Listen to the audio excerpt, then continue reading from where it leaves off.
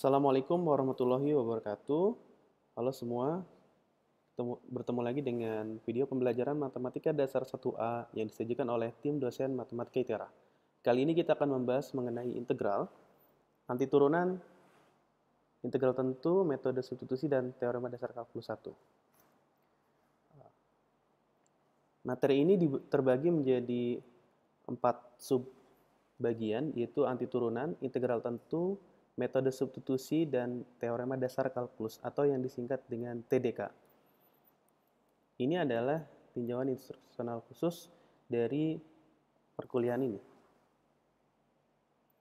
Kita akan membahas mengenai konsep anti turunan, kemudian menentukan anti turunan dari suatu fungsi, kemudian menentukan anti turunan menggunakan metode substitusi, kemudian menjelaskan ulang konsep integral tentu, dan yang terakhir adalah menghitung integral tentu dari suatu fungsi.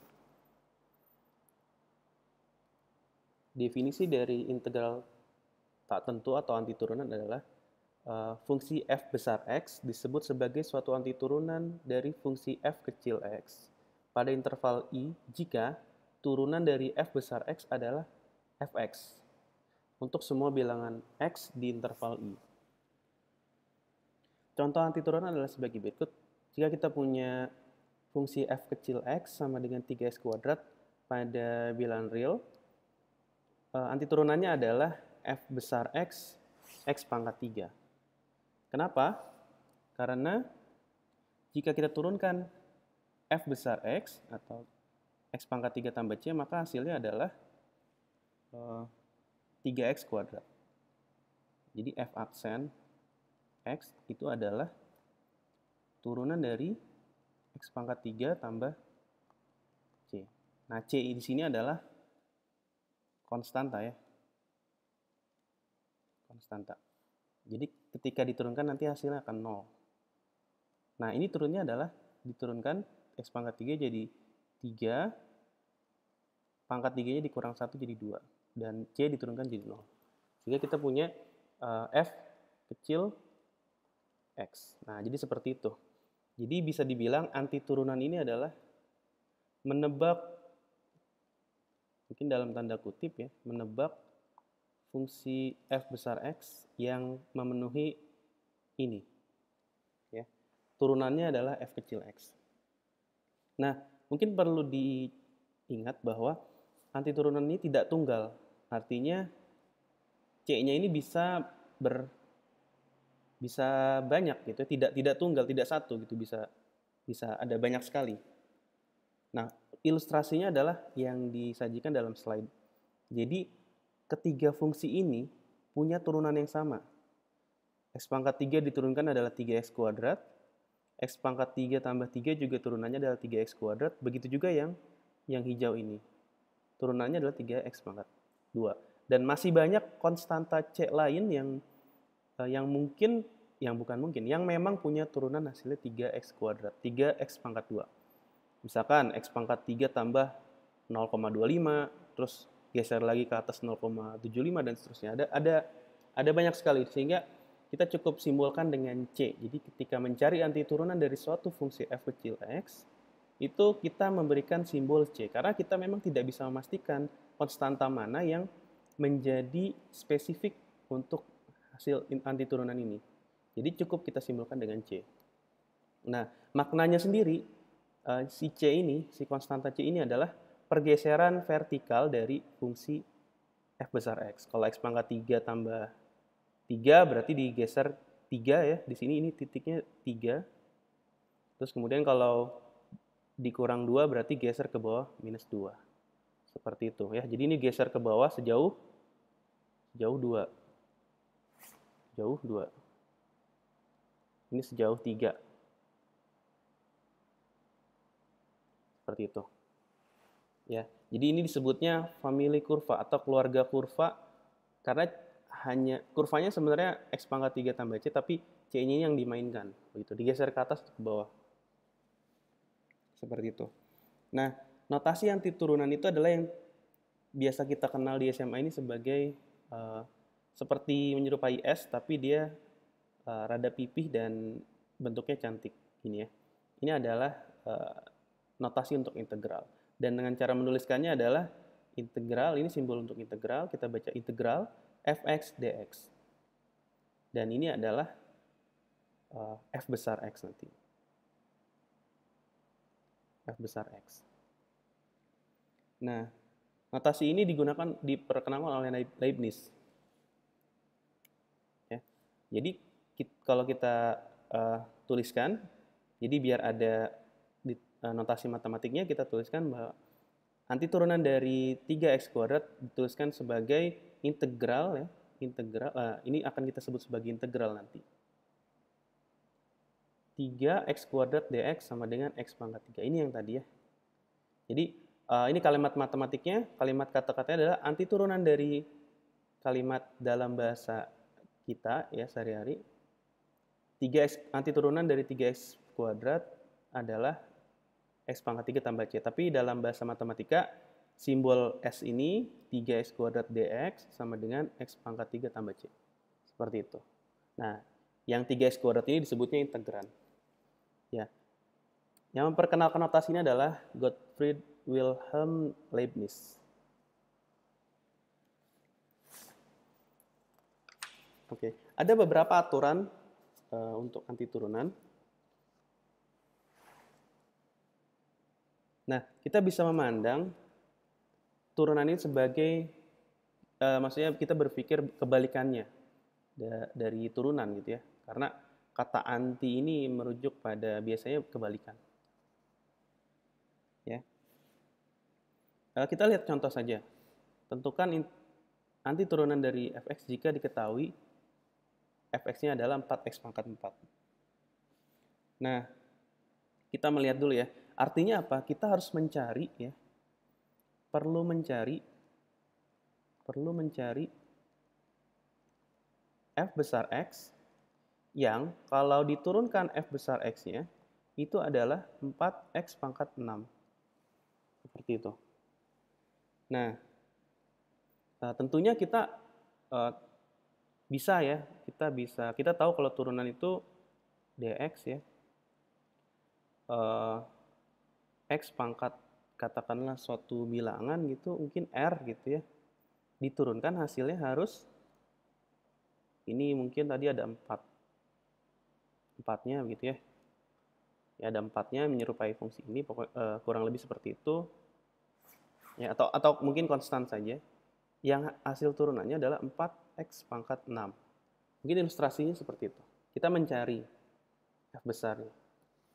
Nah, dengan notasi yang sudah kita punya dari Leibniz, kita tuliskan integral fx dx sama dengan integral 4x pangkat 6 dx. Nah, dari sini kita bisa, kita tahu jawaban ini? Kenapa saya tahu jawaban ini? Karena saya yakin bahwa jika saya menurunkan ini, diturunkan, maka hasilnya ini. Ya, jadi 4x pangkat 6 hasilnya. Jadi kita menebak gitu ya, menebak si bentuk ininya gitu, bentuk yang di dalam turunannya seperti apa. Nah. Terus kemudian ada juga sinus, ya efeknya sinus. Terus apa yang kita lakukan? Kita mencari berarti apa yang turunannya, fungsi apa yang turunannya? Yang turunannya adalah sinus. Diturunkan, nah, hasilnya sinus, sin x. Tentu kita bisa menebak bahwa minus cos, ya kalau cos diturunkan, ya kita punya di materi sebelumnya, turunan dari cos x itu adalah sin x. Minus sin x. Ya, minus sin x. Berarti kalau kita ingin dapat nilai sin, tentu kita harus memberikan negatif. Ya. Nah, dengan kata lain kita bisa punya kesimpulan bahwa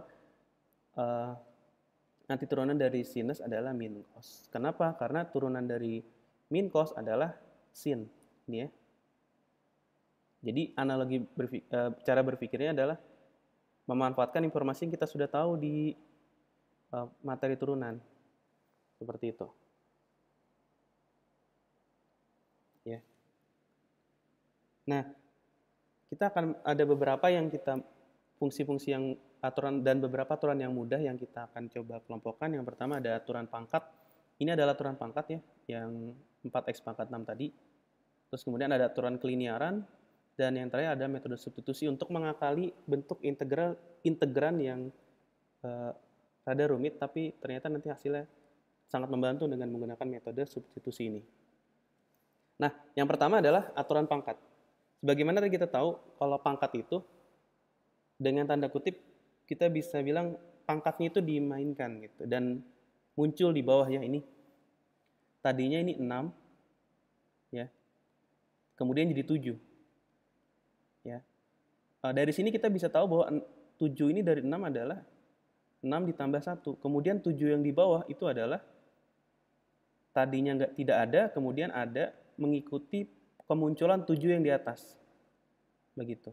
Sehingga dari sini kita bisa berpikir secara kita bisa membuat hubungan antara kedua tadi ya, bahwa kalau kita punya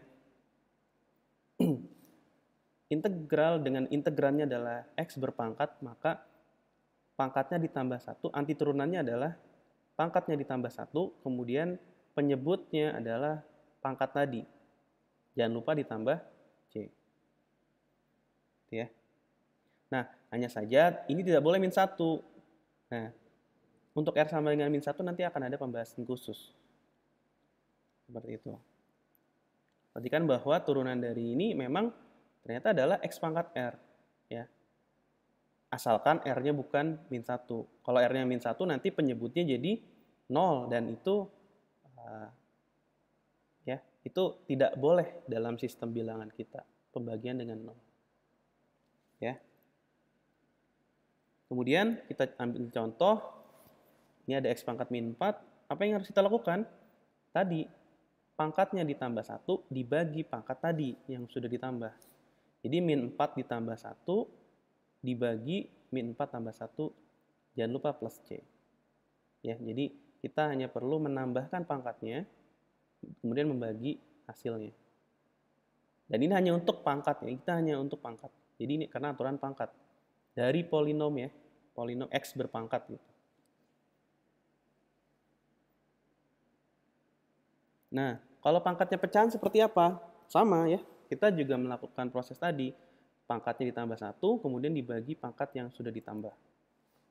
Sehingga kita bisa peroleh ini. Jangan lupa sekali lagi ditambah C, karena kita masih mencari anti turunan. Jadi tidak spesifik C-nya. Nah, kalau tidak percaya, kita bisa melakukan pengujian benar nggak ini merupakan anti turunan dari ini. Caranya gimana? Turunkan saja. Ya, kalau misalkan ternyata sama, oh berarti jawaban kita betul. Kalau ternyata tidak sama, ada yang tidak seimbang, mungkin koefisiennya atau pangkatnya tidak tepat, berarti mungkin ada yang keliru. Ya, jadi kita bisa melakukan pengujian. Nah, kemudian yang kedua, ada aturan keliniaran. Aturan keliniaran ini adalah yang sifat, mungkin bisa dibilang sifat ya. Kalau kita punya konstanta di depan sebuah fungsi, maka konstanta itu bisa keluar dari integral. Ya, jadi Kfx integral, anti turunan dari Kfx adalah K dikali dengan anti turunan dari F. Kemudian ada aturan penjumlahan, kalau saya punya Fx plus Gx, anti turunannya adalah sama dengan mencari anti turunan dari Fx ditambah dengan anti turunan dari Gx. Begitu juga yang negatif, jadi tidak harus ini positif, negatif pun juga berlaku yang sama. Kenapa kita perlu aturan keliniaran ini? Karena kita untuk mengatasi polinom. Polinom itu contohnya ya 2x kuadrat tambah 3, itu kan tidak sekedar x berpangkat seperti yang sebelumnya. Ada 2 dan ada 3. Ya, untuk lebih dekat kita akan coba lihat contoh. Ini ada 2x pangkat 3 ditambah 3x kuadrat ya. Tadi yang kita bahas ya sebelumnya, kita hanya bisa sebelum kita punya aturan keliniaran ini, sebelumnya ya, kita hanya integral x pangkat r dx. Itu yang kita tahu ini adalah 1 per R tambah 1 X pangkat R tambah 1 tambah C. Nah, kita hanya punya ini. Sementara soal yang diberikan adalah ada 2 dan ada temannya 3X kuadrat. Nah, maka kita perlu aturan yang sudah diberikan ini. Ya.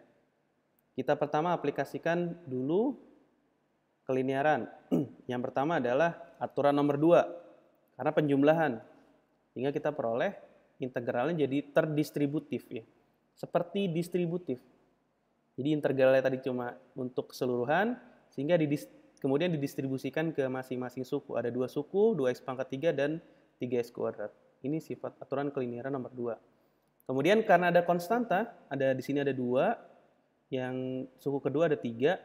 Menurut aturan nomor 1, kita bisa mengeluarkan si konstanta tadi atau koefisien tadi.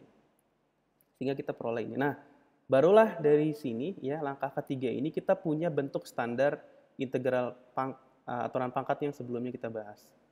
Nah, ini caranya adalah ya sudah tinggal menambahkan pangkat, kemudian dibagi dengan pangkat yang ditambah tadi. Nah, karena kita mencari antiturunan dari 2 suku, maka muncul 2 konstanta integrasi ya, hasil integrasi tadi. Kita belum mengenal integral ya. Konstanta hasil antiturunan ya. Ada C1 dan C2. Karena ini C1 dari yang X pangkat 3, C2 dari X pangkat 2. Tapi tetap kedua-duanya adalah tidak diketahui. Ya. Nah, kita bisa sederhanakan dengan menyimbolkan C. C adalah 2C tambah C1 ditambah 3C2. Ya. Yang tidak diketahui tambah yang tidak diketahui sama saja, tetap tidak diketahui.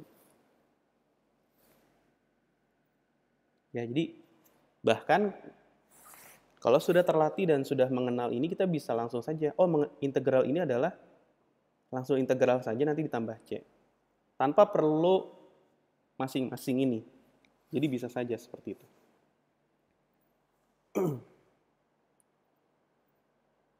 Jangan lupa ya, di hasil integral itu, di hasil antiturunan itu selalu ada konstanta yang tidak diketahui. Nah, yang aturan terakhir itu adalah metode substitusi. Jadi kalau di SMA itu mungkin istilahnya pemisalan ya. Istilahnya pemisalan. Misalkan Gx suatu fungsi yang mempunyai turunan dan R adalah suatu bilangan yang tidak sama dengan min 1. Maka kalau kita punya bentuk yang seperti ini, jadi ada fungsi dipangkatkan dengan R dan dikalikan dengan turunannya, hasil antiturunannya adalah yang ini, yang ruas kanan. Jadi kalau kita bisa menemukan bentuk yang seperti ini, fungsi dipangkatkan dikali turunannya. Untuk mencari antiturunannya adalah ini, kayak gitu. Ya. Nah, bagaimana penjelasannya? Jadi kalau ini dimisalkan, yang Gx ini adalah U begitu. Nah, nanti yang G aksen dx ini adalah du. Seperti itu. Nah, sehingga kita tulis ulang, jadinya bentuknya integral U pangkat R du.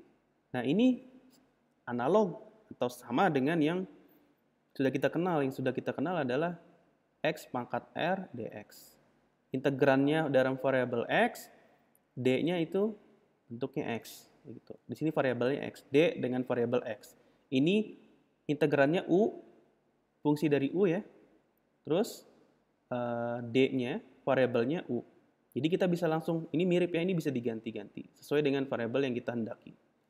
Sehingga hasil integralnya mengikuti aturan ini. Aturan yang pangkat, ya 1 per R tambah 1,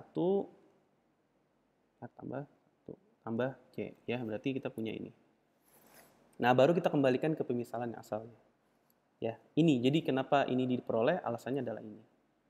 Dengan catatan bahwa kita bisa menemukan pola ini ya. Ini pola.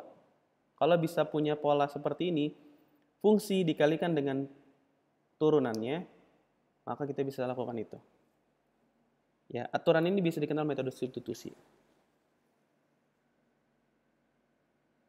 Ya. Ini ya memang kita perlu memastikan bahwa keduanya muncul bersamaan, yaitu fungsi Gx-nya dan turunannya.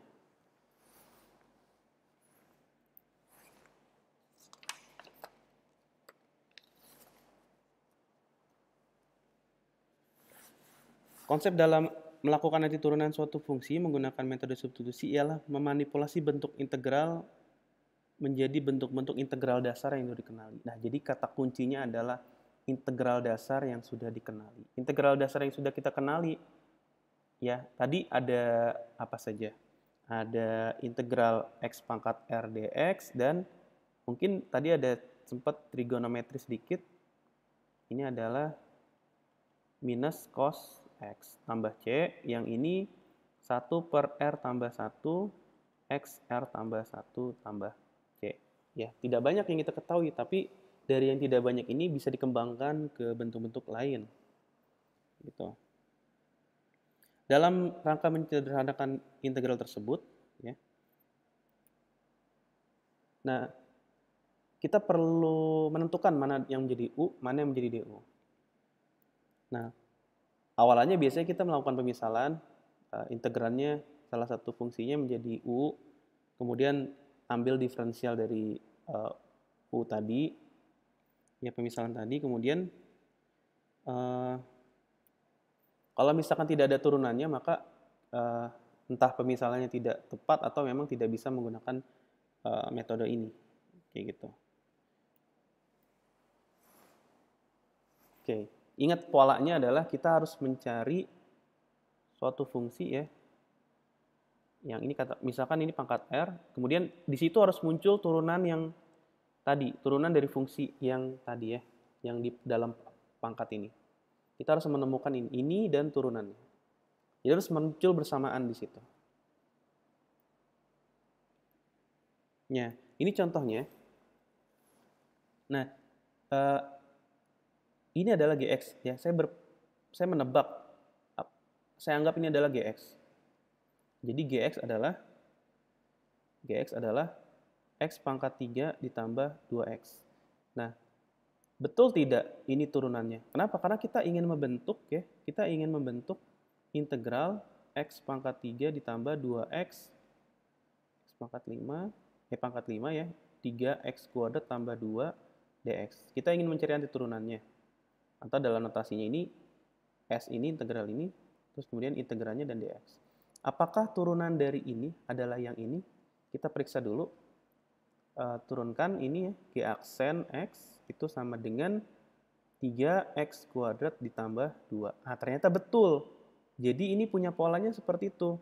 Polanya adalah gx pangkat 5 dikali turunan gx dx. Ini polanya. Ini polanya, ya. Polanya sudah memenuhi. Oke. Nah, berarti kita bisa melakukan pemisalan, ya, itu ya baru kita misalkan, ya. Misalkan u-nya adalah itu, ya, x pangkat 3 tambah 2x. Terus kemudian du-nya adalah ini, dan itu muncul di sini, ya, betul, ya. Jadi du-nya itu adalah 3x kuadrat tambah 2. Ya, persis sama. Kalau berbeda, misalkan cuma kelipatan, ya kita tinggal munculkan saja kelipatannya. Gitu. Tinggal disesuaikan. Asalkan memang punya pola yang mirip. Kemudian kita bisa sederhanakan jadi bentuk U, ya. Nah, ini kan simpel sekali hasil integralnya. Hanya perlu menambahkan pangkatnya 1, kemudian dibagi dengan pangkat tadi. Pangkat yang dijumlah. Sehingga baru kembalikan ke pemisalannya. Seperti itu. Jadi sudah 3 aturan anti turunan. Selanjutnya adalah tentang integral tentu. Nah, integral tentu ini adalah sebelumnya kita dahului dulu dengan tentang luas. Idenya adalah untuk mencari luas di bawah kurva, yang kurvanya ini adalah dari fungsi fx. Gitu. Tapi untuk kemudahan kita awali dengan mempelajari yang fx-nya besar dari 0 atau di atas sumbu x. Dan fungsinya kontinu. Nah, ilustrasinya adalah seperti ini. Jadi kalau kita punya fungsi fx, kita pengen mencari daerah R seperti ini. Katakanlah sebuah bangunan yang arsitekturnya menarik, terus kita ingin mengecat luasan daerah ini dan kita butuh tahu luasnya berapa, kita bisa melakukan konsep integral. Dengan batasnya A sampai B. Kita sebut nama ini daerahnya R. Nah, untuk menghitung luasnya ini cukup rumit ya, karena kalau kita punya benang, misalkan kita telusuri panjang benangnya, itu tidak menjawab karena kita cuma tahu formula luas itu beberapa bangun saja, contohnya persegi panjang. Makanya ide dari ini ya, nanti kita akan sebut sebagai jumlah Riemann, adalah membagi-bagi, jadi seperti memberikan papan gitu ya, kita buat papan beberapa buah untuk menutupi area ini, dan nanti dihitung yang kira-kira tingginya itu tidak melebihi saja, pokoknya secukupnya saja. Ilustrasinya ada pada gambar yang bawah ya. Ini ada 6 papan, 1, 2, 3, 4, 5, 6, yang diupayakan tidak terlalu jauh dengan daerah R ini. Tuh, ya. Nah, luasannya adalah jumlahan dari, jadi luasan daerah R ini adalah jumlahan luas daerah ini. A1 itu mudah menghitungnya.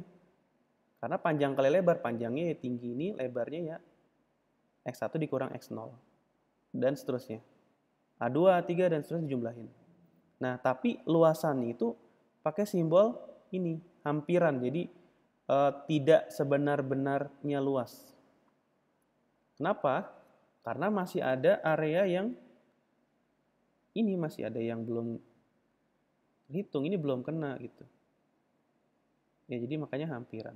Jadi nanti kita akan coba N-nya ini kita mainkan. Dan di sini ada notasi X bar ya, X bar. Ini X bar tuh mungkin di sini ya, ini X bar 1. Ini yang kedua X bar 2 dan seterusnya. X bar 3. Ya. Nah, X bar ini ya, itu merupakan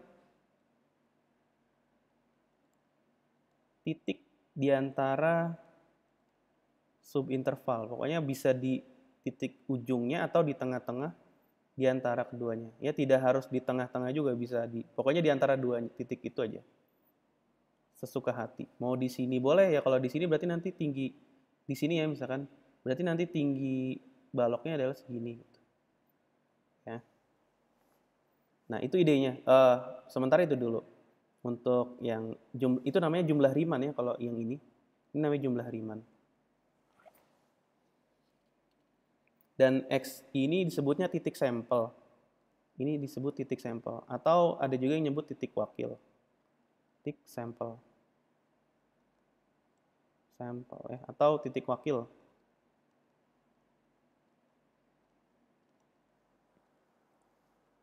Nah,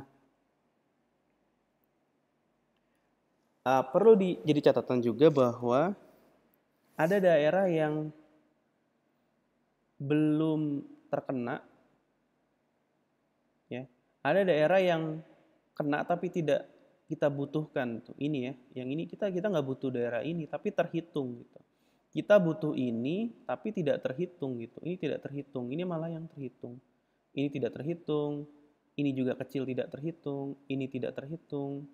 Malah ini yang terhitung gitu. Jadi makanya untuk mengakali itu kita perlu mengontrol ya, kita perlu mengontrol balok-baloknya. Jadi perlu dikontrol ya balok-baloknya. Ya, caranya gimana? Ya memainkan ini delta XI atau tebal baloknya. Tebal baloknya. Kita bisa tebal baloknya kita bisa mainkan sesuai dengan kebutuhan kita. Itu dikontrol.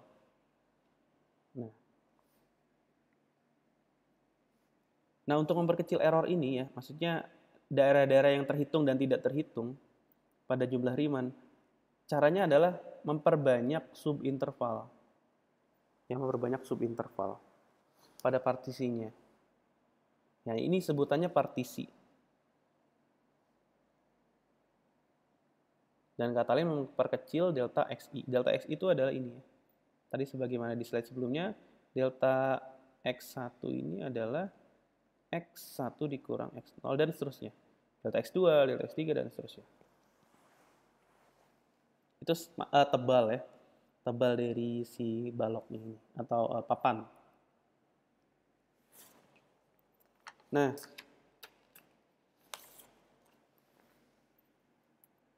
untuk mendapatkan nilai pendekatan yang lebih baik dari jumlah Riemann dibutuhkan partisi yang bagus, ya, partisi yang bagus. Sehingga persegi-persegi panjang tadi yang terbentuk dapat mengisi luas yang seharusnya dan semakin akurat. Ya, jadi mengisi luas daerah dengan tepat sehingga diperoleh hasil yang semakin akurat. Jadi tipsnya adalah pemilihan partisi yang bagus. Partisi yang bagus ini partisi yang bagus yaitu partisi yang menyebabkan jumlah subinterval menjadi lebih banyak dan sekaligus panjang subinterval P yang terlebar menjadi semakin kecil. Untuk melakukan hal ini dipilih partisi Pn x0 sampai xn dengan n1 dan seterusnya sehingga P mutlak P ini yang paling besar ya itu adalah lebih besar daripada Pn manapun. Gitu. Jadi ya, ini adalah partisi terbesarnya. Partisi sebesarnya itu kecil gitu. Kita pengen seperti itu. Nah, selanjutnya pada kenyataannya nanti si Pn ini adalah saking kecilnya kita ingin kecil, yang paling besarnya itu menuju 0. Ya, yang kecil-kecilnya gimana? Ya, paling besar aja menuju 0 apalagi yang kecil dari dia. Yang ini nih ya. Kayak gitu. Nah, kita tidak ingin memperbanyak partisi. Kadang memperbanyak partisi tidak selalu berguna. Ya. Sebagai contoh ini, saya punya kurva aneh. Saya membuat partisinya, sebagaimana tadi di slide, dinyatakan bahwa partisinya ini nggak harus sama, gitu, nggak harus seragam. Bisa aja yang pertama seperti ini ya, kotaknya. Nah, ini sumbunya dulu. X, ya misalkan ini sebuah kurva fx. Nah, saya memperbanyak ininya di sini, memperbanyak n-nya di sini. Jadi di sini menumpuk di sini ya. Sementara yang di sini baloknya seperti ini. Jadi ini n-nya menuju tahingga. Padahal ada partisi besar gitu. Besar di sini. N-nya memang menuju tahingga. Jadi x0, x1 terus kemudian n menuju tahingganya difokuskan di tempat lain gitu. Jadi ini tidak bagus gitu, tapi lebih baik berfokus pada partisi yang paling besar. Jadi partisi yang paling besar ini itu harus menuju 0. Ya, jadi makanya disebut tidak sebaliknya. Jadi partisi yang menuju 0 pada akhirnya adalah mengakibatkan n-nya menuju tahingga. Tapi kalau n-nya menuju tahingga, partisinya tidak selalu menuju 0. Contohnya yang ini. Gitu. Nah, nanti ininya kalau kita ingin menghitung luasan sebenarnya, maka kita gunakan notasi yang seperti ini. Jadi jumlahan Riemann-nya dilimitkan. Limit dari jumlah Riemann. Seperti itu. Nah, itu kemudian dinyatakan sebagai integral tentu dari A sampai B fx dx. Dan itu adalah limit dari jumlah Riemann. Ya, jadi sejauh ini bisa dikatakan bahwa turunan itu hasil dari limit.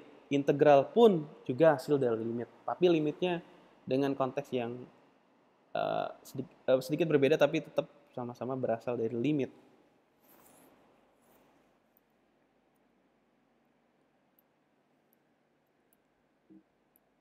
Nah, secara umum integral fx dx itu adalah menyatakan luas. Ya. Luas dibatasi oleh kurva y sama dengan fx dan batas kiri dan kanan x sama dengan a dan x sama dengan b. Nah, hanya saja kadang bukan luas di bawah kurva ya, luas di antara kurva dan sumbu. Karena kalau luas di bawah kurva, kurvanya di bawah sumbu x, berarti luasnya di bawah ini dan itu artinya sampai minta hingga dong. Nah, tidak, yang benar seperti ini ya. Kurva dengan sumbu x. Integral tentu itu. Nah, kalau kasusnya seperti ini, tentunya kita perlu tanda negatif karena konteks yang kita inginkan adalah luas. Masa luas hasilnya negatif? Kan ini fx-nya kecil dari 0. Ya, ini juga yang ini kecil dari 0. Yang di interval ini ya sampai katakanlah ini C itu di bawah 0. Sementara yang ini fx besar dari C, besar dari 0. Jadi nanti akan perlu perlakuan dengan memberi tanda negatif agar hasil integralnya positif. Sekarang membicarakan tentang luas. Ya bisa saja integral tidak membicarakan tentang luas. Tentang apa misalkan? Entah energi atau kecepatan dan lain sebagainya. Atau posisi gitu ya.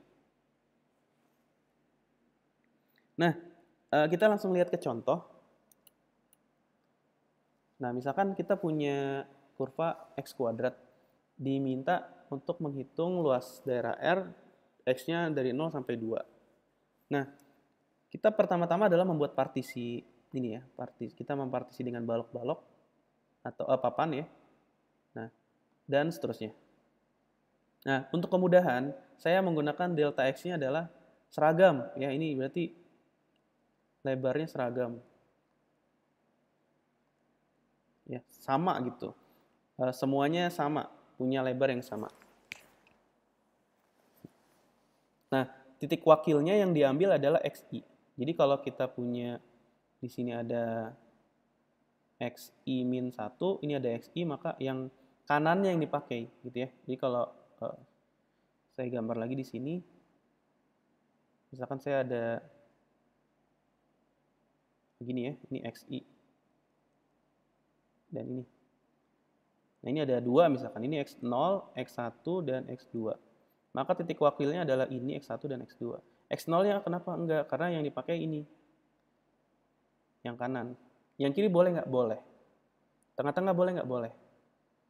Ya nanti tinggal disesuaikan saja di sininya. Di sini. Kalau tengah-tengah ya berarti rata-rata, berarti XI tambah X min I bagi 2 gitu. Kalau 3/4-nya ya tinggal disesuaikan saja. Nah, dari situ kita punya ini ya, kita punya titik-titik wakil yang berhubungan dengan delta ini. Kalau misalkan kita sebut XI aja, itu tidak punya makna ya.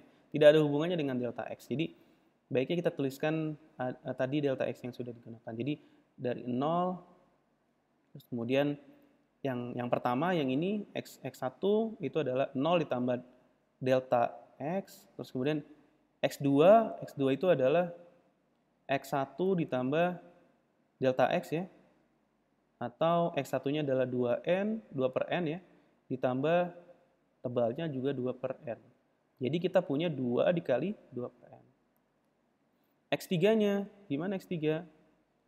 X3 adalah X2 ditambah delta X.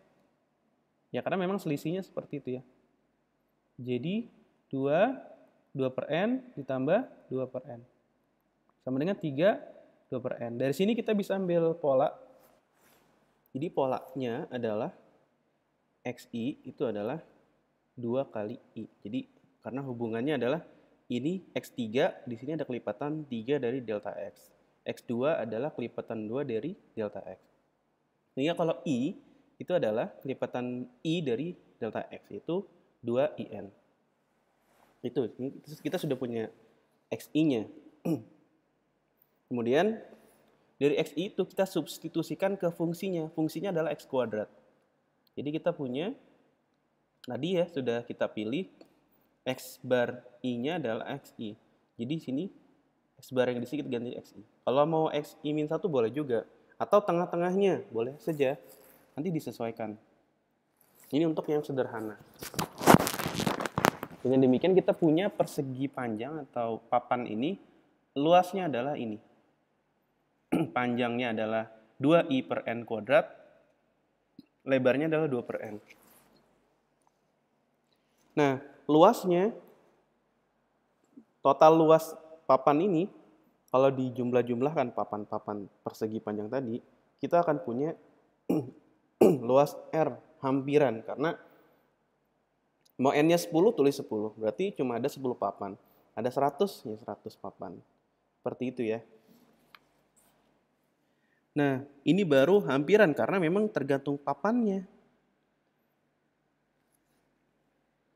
Tergantung papannya ada berapa. Kalau papannya banyak dan seragam semua,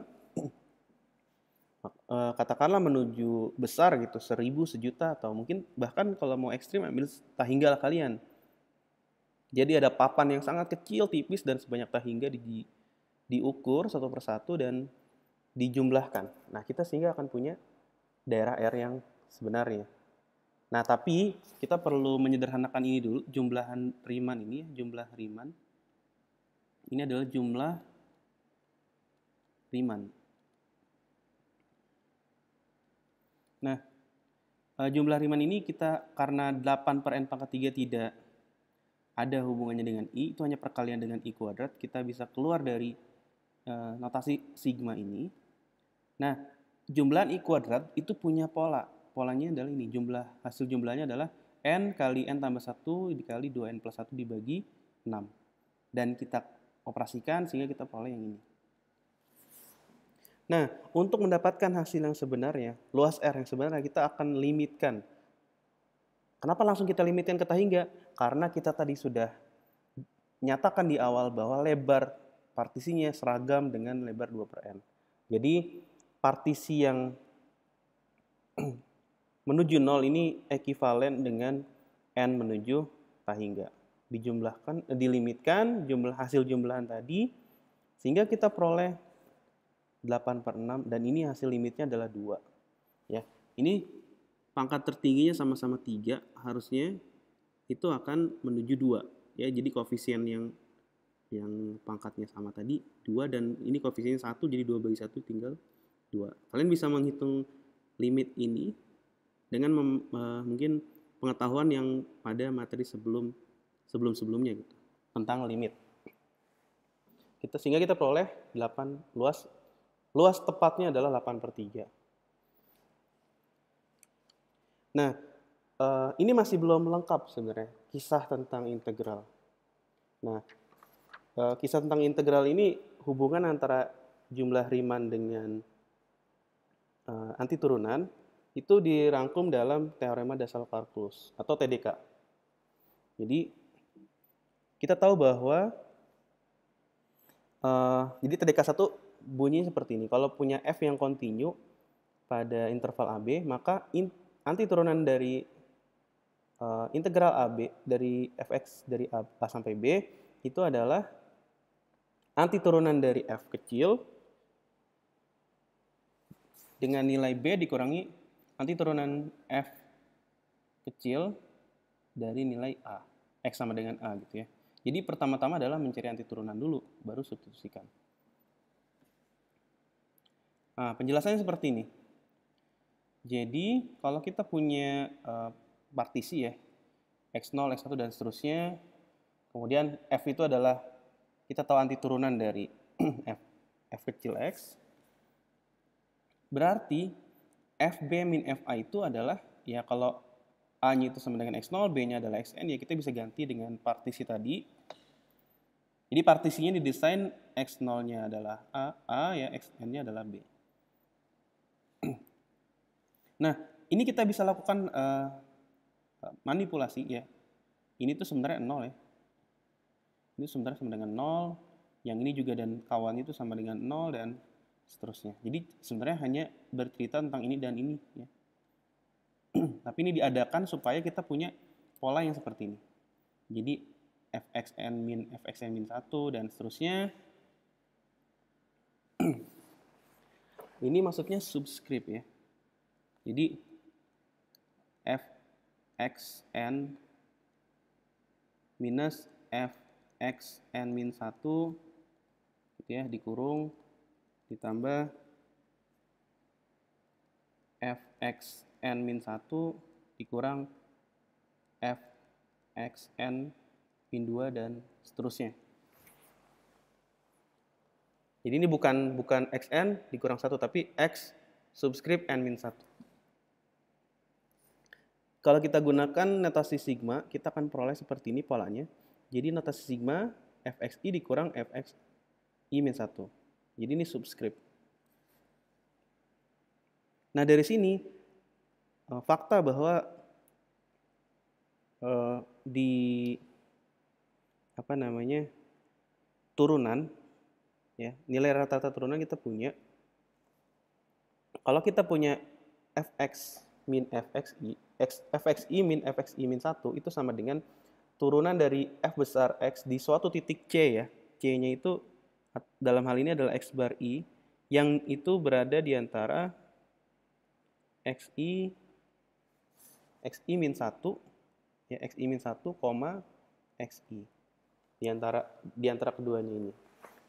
Nah, ini dan kita tahu ini adalah dari teorema dasar kalkulus dari definisi antiturunan bahwa ini adalah f ya, f kecil. Turunan dari antiturunan adalah f kecil.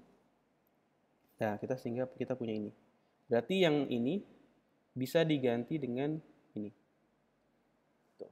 Dan selisih dari dua ini adalah yang ini.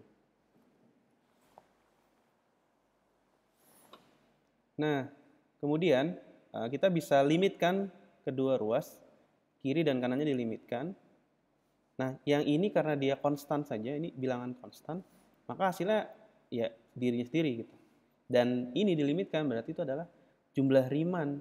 Jumlah Riemann dilimitkan berarti integral A sampai B.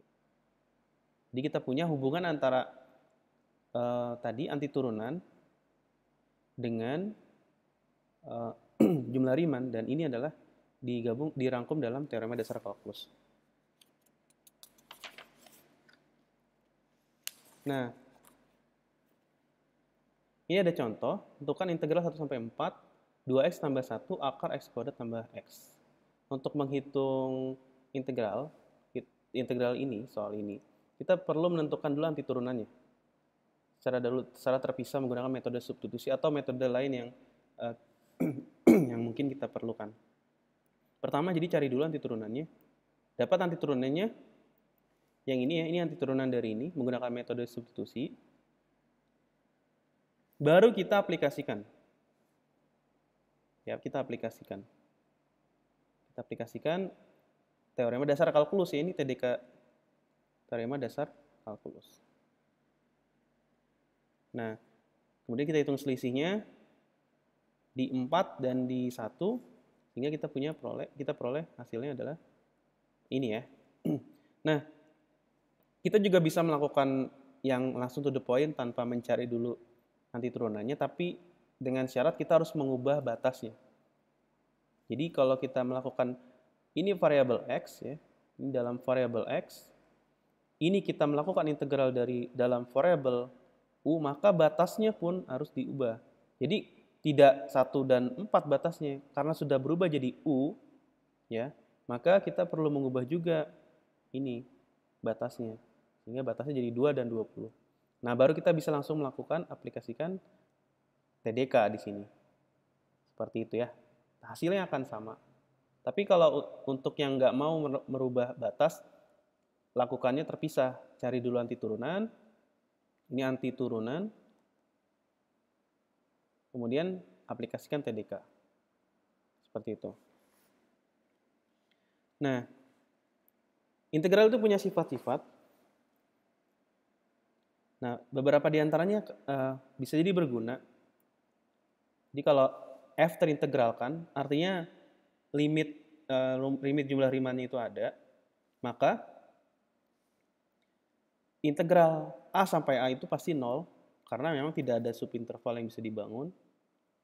Kemudian integral A sampai B fx itu bisa dibalik urutannya, B dulu baru A, dengan catatan memberikan di sini min 1. Contohnya, ini x kuadrat ditambah 3. X kuadrat ditambah 3. Integralnya berapa kalau batasnya 2 sampai 2? Ya 0. Karena apapun bentuknya, kalau batasnya adalah 2 sampai dirinya sendiri, ya udah 0.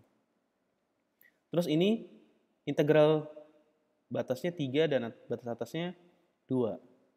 Maka untuk menghitungnya, kita boleh melakukan pengalian dengan min 1, kemudian tukar batasnya. Dan ada sifat kelinearan yang lain yang tadi sudah dibahas, yang kita bisa aplikasikan ya, berlaku juga untuk antiturunan. Ini sifat-sifat antiturunan berlaku juga untuk integral tentu.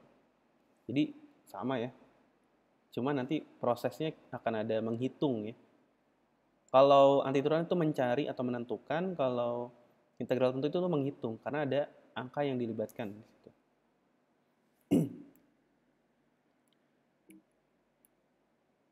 Nah, ini yang cukup menarik. Jadi kalau kita punya integral A sampai B, batas bawahnya A, batas atasnya B, kita bisa pecah jadi dua buah penjumlahan integral dengan ada sebuah C. Ada sebuah C di sini. C-nya ini tidak selalu harus, dia tidak selalu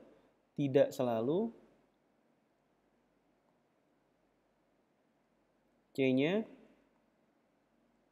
begini ya. Walau begini malah lebih, yang seperti ini malah lebih realistis dan mudah diinterpretasikan.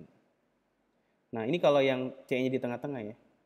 Jadi C-nya di antara A dan B. Jadi menghitung A sampai B itu ekuivalen dengan menghitung luas A sampai C. Ekuivalen itu maksudnya lebih tepatnya sama gitu ya. Menghitung luas A sampai B sama halnya dengan menghitung A sampai C ditambah dengan menghitung C sampai B. Jadi seperti mencicil gitu. Tapi cicilnya bukan cicil kayak Riemann tadi, ini lebih langsung integral gitu ya. Dan ini ada yang menarik lagi, kalau misalkan kita punya ujung kanannya itu adalah C. Maka kita, ya ini contohnya ya, kalau menghitung integral 0 sampai 3 X pangkat 3, itu sama dengan menghitung satu persatu 0 sampai 2 dulu, kemudian 2 sampai 3. Dan tidak salah juga kalau misalkan kita tuliskan 0 sampai 3, nah 4-nya ini kan lebih besar dari 3, tapi kita selipkan di sini. Nah, tapi dengan catatan ini, melakukan integrasi yang sifat menukar batas ini. Ini hasilnya akan sama. Nah, yang selanjutnya, sifat simetri. Jadi kalau di awal-awal perkuliahan, biasanya kita mengenal tentang fungsi ganjil dan fungsi genap. Inilah kemanfaat di integral. Fungsi genap itu artinya simetri terhadap sumbu Y, kanan dan kirinya sama. Maka luasan dari min A sampai A itu adalah kelipatan 2. Dari min A sampai A ya, ini min A sampai A harusnya. Min A sampai A. Min A sampai A. Itu sama dengan menghitung dari 0 sampai A saja. Jadi cukup menghitung yang ini saja. Ya. Tapi dikali 2.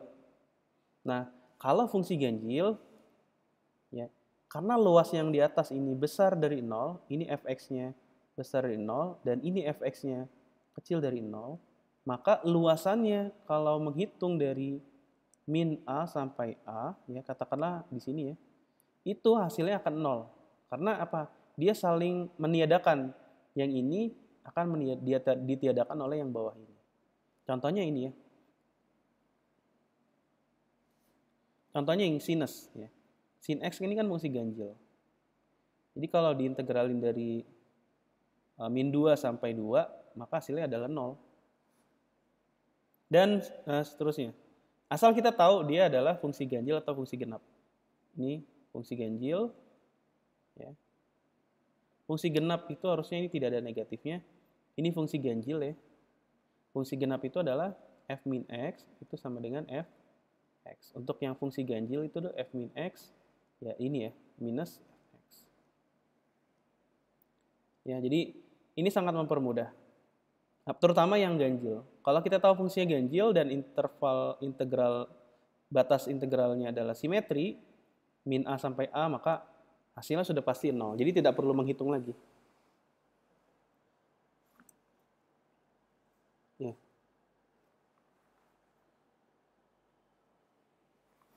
Nah, ini bisa jadi latihan untuk menghitung. Kalau misalkan ada fungsi diintegralkan dari 0 sampai 2 hasilnya 3, kemudian fungsi tersebut diintegralkan 0 sampai 2 hasilnya 1, dan kita tahu fungsinya itu adalah fungsi genap, hitunglah integral dari integral dari fx min 1 sampai 2. Ini kita bisa lakukan pemecahan ya. 2fx dx. Ya, kita pecah jadi mau pecahnya seperti apa ya? Min 1 sampai 1 fx dx ditambah integral 1 sampai dari 1 sampai 2 fx dx. Nah, untuk yang min 1 sampai 1, ya kita mungkin tulis di atas. Min 1 sampai 1 kita bisa aplikasikan fungsi genap. Ya, jadi 2 dikali 0 sampai 1 fx dx. Dan kemudian untuk yang ini, kita bisa lakukan fungsi memberikan nilai tengah seperti pada slide sebelumnya, yaitu 0. Kenapa? Karena di sini cuma ada informasi 0 sampai 2, sementara di sini mintanya 1 sampai 2. Kita perlu munculkan 0 di sana. 0 sampai 1, 0 sampai 2. Tidak ada 1 sampai 2. Jadi kita perlu memunculkan 0 di situ. Sehingga kita dapat bentuknya 1, 0. Ya rada aneh, tapi nanti kita bisa lakukan memberikan sifat integral yang lain. 0 sampai 2. Nah, ini kita muncul integral 0 sampai 2. Nah, ini kita bisa balik ini ya. Jadi min integral 1 sampai 0. Untuk yang integral 0 sampai 1 adalah 3, 2 kali 3 berarti ya. Terus kemudian ini saya tulis lagi 0 sampai 1 fx dx, dan yang 0 sampai 2 ini adalah 1. Yang ini 2 dikali 3 adalah 6. Terus yang ini adalah 3 min 3 ditambah 1. Berarti hasilnya adalah 4. Oke, baik. Terima kasih sudah menonton video ini. Berikut adalah daftar pustaka untuk yang digunakan dalam menjadi sebagai rujukan dalam pembuatan video perkuliahan ini. Kurang lebihnya mohon maaf. Assalamualaikum warahmatullahi wabarakatuh.